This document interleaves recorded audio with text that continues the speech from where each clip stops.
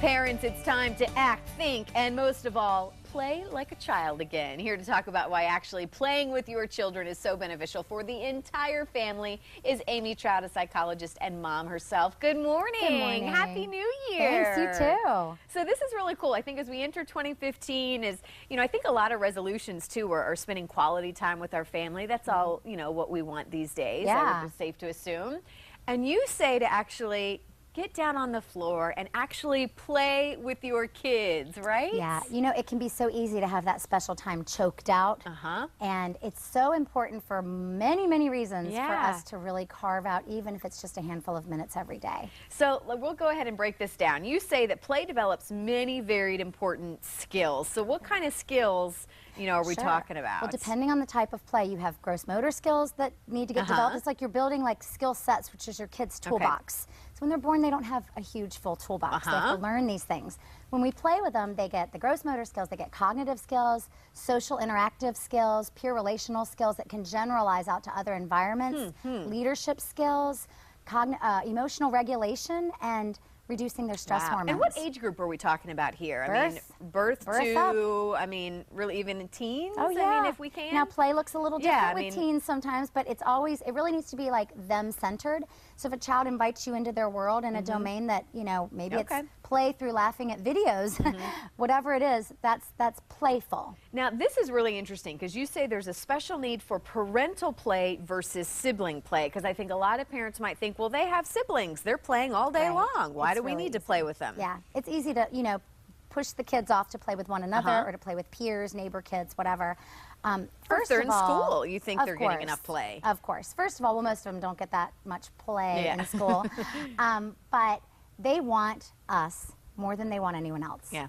So that's one thing to just kind of remind ourselves of, even though we may be tapped out, emotionally or time-wise, your kids, you're the most important person in the world to them. So anytime that we give them is extra special to them.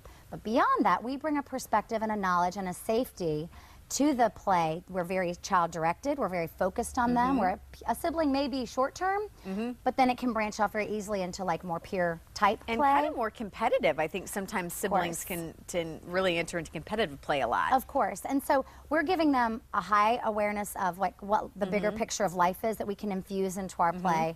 And the intense focus on them. And then what research is showing is that they're actually learning new skill sets through play with parents, where with peer play, they're really solidifying skill sets that they've already kind of begun to learn. Okay. So we can kind of introduce new concepts, new understandings about life that then they test out in peer or sibling play. And this next point I absolutely love, and certainly because my husband is a stay-at-home dad, I totally see this. The differences between mother play and father play. Right. We play with our kids completely different. Yeah, thank God, right? I mean, they need that. They need that variance. It may be hard for us to look and go like, why are you doing that with this kid?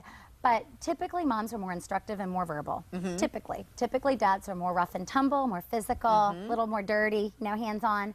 And kids need that variance. And I was just going to say, I think there's room for both, and really it's needed for both. It's important. Health benefits for parents. This is interesting as well. Yeah. So we get like mental massages through playing with our kids. I love that, a mental massage. Yeah. Who doesn't want that? No.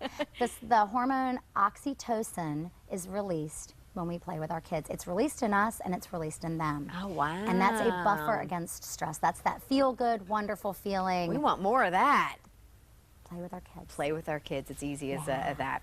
How to play well with your child. I guess what's the take home here? How do you make sure that you're playing with your kids? You shouldn't have to think about it that hard, but how do you do it well? I think we forget. It's easy to be so instructive. So let's say a kid is building a block tower and they knock it over. It can be very easy for us to say, oh, no, we don't knock it over. Look at this mess. Look at this mess you made. Not how we're to do it. It's easy. We all fall into that. Really let it be child-centered. Try to observe and participate in a collaborative way, but let them invite you in. So watch them, try to figure out what is it that they're learning, how do they manage struggle in play. If you need to help them develop words for help, if they get frustrated, oh, do you need mommy's help? All you have to do is say, help, I'll help you like this. And teach them how to ask for help. But don't step in too quick. Let them invite you in. And then try to figure out, based on your knowledge of your kiddo, what they need. Okay. So have it be collaborative. Oh, you want to do this? Well, maybe we can do it like this. What do you think? Can you hold this?